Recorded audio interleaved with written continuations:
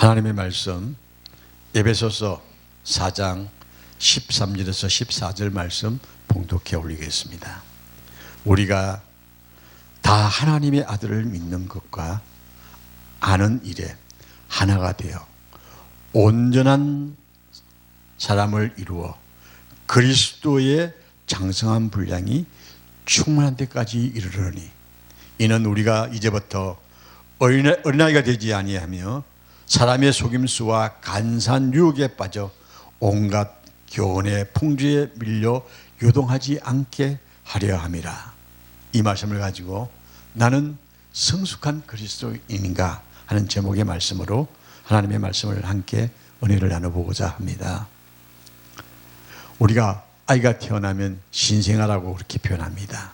그리고 아이가 자라면 유아기라고 합니다. 그리고 학교를 다니고 성장해 나가면 소년기라고 그러죠. 그리고 군대 갔다 오면 청년기가 됩니다. 그리고 결혼해서 살림을 이루고 좀 성장하면 장년기가 되고요. 장년기가 지나면 노년기라고 합니다.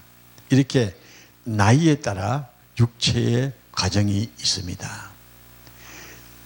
그런데 정신적 세계는 그런 게 없을 것 같습니까? 정신적 세계에도 이러한 과정이 있습니다. 육체적 나이는 장년이 넘었는데 트라우마에 갇혀서 상처 입은 나이에 갇혀 있는 사람들이 참 많이 있습니다. 근데 몸은 장년기인데 의식은 유아기를 벗어나지 못한 사람들이 종종 우리가 보일 때가 있습니다. 사도 바울은 에베소 교회에 편지를 보내어서 그리스도인의 영적 성숙을 어떻게 해야 할 것인가 하는 말씀을 주시면서 오늘 너희가 이 세상 살아가면서 사람의 속임수와 간사한 유혹에 빠져 온갖 교훈의 풍조에 밀려가는 너희가 되지 아니하고 하나님 앞에 성숙한 그리스도인의 모습을 갖기를 나는 원한다 하면서 오늘 편지를 보냈습니다. 그래서 오늘 우리는 이 말씀을 들으면서 우리의 영적 성숙도는 어디에 있을까? 나는 과연 성숙한 그리스도인인가? 그리스도인으로서 살아가는 모습이 없다고 하면 교회를 아무리 다닌다 할지라도 그리스도인이라 행하기가 어렵죠. 그 사람은 교인일 뿐입니다. 교회를 드나드니까 교인은 되는데 그리스도인이라 칭하기는 좀 문제가 있습니다. 근데 이런 사람들이 우리 한국 교회에 많다는 사실입니다. 교인은 많은데 그리스도인들은 그렇게 많지가 않다는 겁니다. 옛날에 아주 비열한 친구에게 멀리서 편지가 왔는데 편지에는 사람 인자 5개가 서 있었습니다. 아무리 풀어보려고 해도 풀어지지가 않습니다. 그래서 그 동네에서 제일 학식이 많은 사람을 찾아가서 이런 편지를 받았는데 어떻게 해석을 하면 되겠습니까? 그러니까 그 답은 뭐랍니다. 사람이면 다 사람이냐? 사람이 사람답지 않으면 사람이 아니다. 그런 이야기를 하고 풀어줍니다. 전 해석의 문제가 있을 수도 있겠다고 생각하지만 우리가 그리스도인이면 다 그리스도인입니까? 교회 다니는 사람과 그리고 그리스도인과의 차이는 엄청난 차이를 가지고 있다고 저는 생각합니다.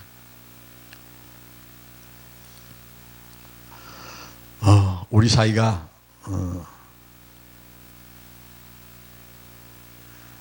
어떻게 보면 참 인간미 없는 사회의 성을 우리가 참 많이 봅니다. 교회에서도요. 인간성이 없는 교인들을 참 자주 만납니다. 저에게 친구가 하나 있는데 그 친구 어머님이 상을 당했습니다. 그래서 그 친구 상을 갔다 오다가 친한 목사님하고 이제 이야기를 하는데 그 목사님이 나 오늘 친구 부모님 상에 갔다 온다고 얘기했더만 그러냐 나도 오늘 그 추모제를 하러 간다고 그래 하면서 이야기를 하더라고. 무슨 추모제냐 그러니까 뭐 사회적인 문제를 일으킨 사람의 죽음이었는데 그게 추모제를 한다고 이제 가더라고요. 근데 내가 그 친구 보고 그랬어요. 자, 우리가 추모제라는 의미를 다시 한번 생각해야 한다. 목사 입장에서 하나님을 알지도 못하고 하나님에 대한 배역의 모습도 많이 보인 사람의 그런 추모제에 네가 추모제를 주관하기 위해서 간다고 그러면 넌 좀 문제가 있다. 그래가지고 그 친구하고 삐져서 자고 지금 아직까지 한 10년 됐는데 말도 지금 안 하고 지냅니다. 그래서 전화도 안 하고 전화도 안 받고 그러는데 나도 좀 성격이 좀 못되는 것 같아가지고 이제 용서해 줄 때가 됐는데 하고 생각을 해보면서 그 추모제에 가는 그 친구에 대한 나의 분노는 뭐였냐면요, 말씀에 입각한 행동이 아니었다는 것 때문이었습니다. 자, 우리가 살아가면서 많은 일들이 있습니다만 우리가 신앙에 있어서 거부할 수밖에 없는 일들이 참 많습니다. 몸과 마음이 성인이라고 할지라도 물과 성령으로 거듭나지 않으면 안 되게 되어져 있습니다. 교회에 아무리 봉사를 많이 하고 교회에 오래 다녔다 할지라도 성령으로 거듭나지 아니하면 하나님의 사람으로 인침을 받을 수가 없다는 이야기와 동일시할 수가 있습니다. 물과 성령으로 거듭난다 할지라도 성장하지 아니하면 미숙한 가난한 아이에 불과하다는 사실입니다.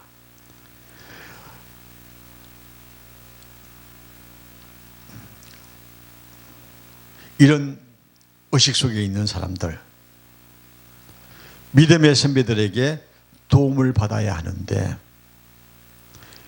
여기에는 함정이 있을 때가 참 많습니다. 교회 다니다가 실족하는 사람들 제일 실망하는 대상이 누군지 아십니까? 제일 첫 번째 하는 말이 목사가 마음에 안 들어서 안 간다는 이야기입니다. 그건 자기 변명이겠죠. 어떻게 목사 보고 교회 다닙니까? 아니잖아요. 근데 목사님 때문에 교회를 못 간다는 이야기를 제일 많이 하더라고요. 그 다음 두 번째로 장로님 때문에도 있고요. 신앙의 선배들 때문에 실족하는 사람들이 있다는 사실은 우리가 반성해 봐야 할 모습입니다만, 그러나 그런 핑계를 대는 사람도 문제가 없는 건 아닙니다. 왜 그럴까요? 믿음이 없고 미숙하기 때문입니다. 스스로 일어설 기운이 없으면 넘어질 수밖에 없습니다. 우리가 항상 생각하는 것은 인간의 왕관, 강교한 속임수와 그 속임수에 넘어가 예수 믿는다고 하는 사람들이 좌절하는 모습들이 많다는 사실입니다. 오늘 14절의 말씀이 그거 아니겠습니까? 너희가 믿는다고 하면서 어린아이가 되어서 사람의 속임수와 간산유혹에 빠져서 온갖 교훈의 소리에 밀려서 너희들이 실족하지 않느냐, 그게 잘못된 것이다 하는 것을 우리에게 말씀해 주고 있습니다. 예수 믿는다고 하면서도 누구 때문에 교회를 떠나는 사람들, 그 사람들은 이렇게 성숙하지 못한 모습을 가졌기 때문에 생기는 현상이다. 저는 오늘 생각하면서 교회는 의인이 나오는 것이 아니라 죄인이 오는 것입니다. 그러면 그 죄인이 변화가 되었다면 복된 삶인데, 변화가 안 되었다고 한다면 무늬만 교인이지만 실상은 죄성을 그대로 가지고 있는 인간일 수밖에 없다는 겁니다. 교회에서 상처를 가장 많이 주는 사람은 믿었던 신앙인에게서 받은 상처입니다. 특히 이단에 빠지는 사람들의 모습을 가만히 보면요, 기독교를 마치 마술방망이로 생각하는 사람들이 참 많습니다. 기독교는요, 마술방망이가 아니에요. 믿음으로 서기 위하여서, 하나님 앞에 가기 위해서 온전한 자기를 돌아보는 자리가 교회의 삶이라는 것입니다. 바람이 불면 뿌리 깊은 나무는 흔들리지 않습니다. 이리저리 흔들리는 나무는요, 뿌리가 깊지 않은 나무들이 흔들리는 것처럼 말입니다. 믿음으로 굳게 선 사람은 세상에 어떤 유혹이 와도 흔들리지 아니해야 합니다. 이것이 성숙한 그리스도인의 모습입니다. 우리 믿음으로 산다고 하면서 흔들릴 때가 있습니까? 그러면 나의 성숙도를 아마 눈여겨봐야 하지 않을까 생각이 되어집니다. 사람은 불완전합니다. 그러기에 완전을 향해서 걸어가는 사람이 믿음의 걸음이라는 것입니다. 흔히들 요사이 말세라고 이야기를 많이 합니다. 왜냐고요? 이단들이 그렇게 판을 칩니다. 기성교회가 이단에 꼼짝을 못하는 것 같은 느낌을 받습니다. 돈으로요, 물량으로요, 교회를 얼마나 공격하는지 알 수가 없습니다. 참 마음이 아픈 모습입니다. 거짓 선지자들이 열려있는 시대에 우리가 살고 있다는 사실입니다. 사이비 종교들이 판을 치듯이 마지막 때의 모습들을 볼 수 있는 것 같은 느낌을 갖습니다. 어린아이의 중요성은 자기가 여러 면에서 미숙한 유아라는 사실을 인식하기 때문에 어린아이라고 할 수가 있습니다. 어린아이가 고집이 세면 어떻게 될까요? 맞아야죠. 어린아이가 고집 부리고요, 억지 부리면요, 결국은 매밖에 없습니다. 그래야 다스리게 되어집니다. 그래서 아이는 매를 자청하는 모습이 바로 그런 모습입니다. 어른은 공부를 많이 했고 적었던 나름대로 경험과 삶의 지식이 있습니다. 어린아이가 그것을 무시하고 자기의 미숙한 생각만 제일인 줄 알고 고집을 피우면 매를 청할 수밖에 없다는 것입니다.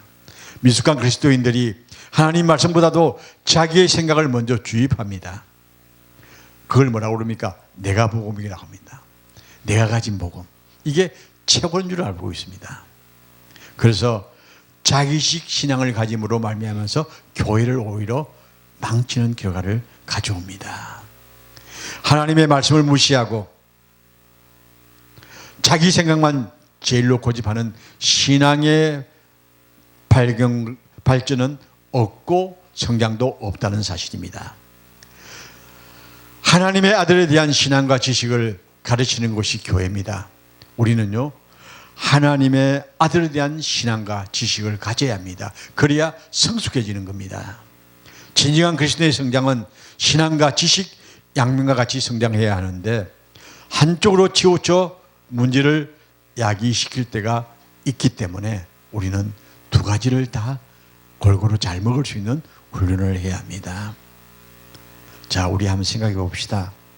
하나님께서 왜 유아들 예수 그리스도를 세상에 보냈을까에 대한 생각을 한번 해봐야겠습니다. 이것은요, 확고한 신앙과 진리 지식이 있어야 합니다. 하나님이 세상을 이처럼 사랑하사 독생자를 주셨으니 누구든지 저를 믿는 자마다 멸망치 아니하고 영생을 얻게 하리라. 우리에게 영생을 주시기 위해서 예수 그리스도를 이 땅에 보내셨다는 말씀을 성경에서 답을 찾을 수가 있습니다. 예수 그리스도는 세상에 오셔서 무슨 일을 했을까요? 신앙과 지식. 예수 그리스도는 왜 죽었을까요? 죽으심이 나에게 어떤 문제가 있을까요? 어떻게 벌하셨을까요? 어떻게 성천하셨나요? 어떻게 재림하실까요?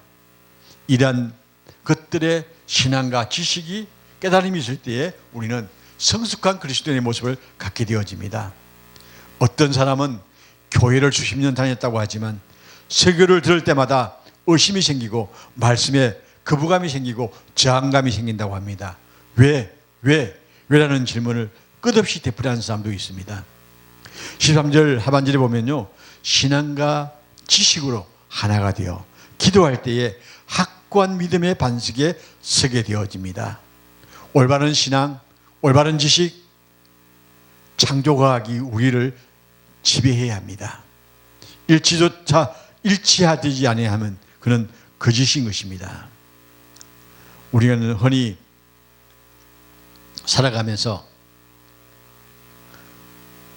나사의 그 책인데 하승의 환경, 그 나사에 가면요, 하승의 환경이 나와 있는데 그게 뭐냐면요, 다양한 식물과 고대 문명의 흔적들이 하승에 있다고 합니다.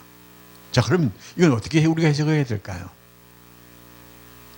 과학은 하나님의 창조의 영역이 엄청나게 곳곳에 보여지는 모습을 우리는 찾아볼 수가 있습니다. 지금으로부터 1500년 강년 떨어져 있는 이 오리온 성의 빛보다 빠르게 이동하는 별을 발견했다고 합니다. 자, 13절에 그리스도의 분량이 충분한 데까지 이른다고 했습니다. 성숙한 인간으로서 그리스도의 완전성에 도달했다는 뜻을 우리는 오늘 13절에서 볼 수가 있는데, 창세기 3장에서 보면요, 야곱이 외삼촌 라반의 집에서 자기 것이라고 하는 모든 것들을 다 가지고 떠나서 고향으로 돌아옵니다. 형 예스가 군사를 데리고 나온다는 소식에 약복강가에서 밤을 새워 기도합니다. 천사와 씨름하듯 야곱은 자기를 다스리며 자기를 내어놓았습니다. 그날 밤 야곱의 인생에서 영원히 잊을 수 없는 밤이 되었습니다. 주인이 바뀌는 밤이었습니다. 그가 가지고 있는 물질이 주인이 아니라 하나님이 자신의 주인임을 깨달았습니다. 그래서 야곱이 변하여 이스라엘로 변하게 되어집니다. 이와 같이 자신이 자기의 주인이 되어 있으면 하나님을 만날 수가 없습니다.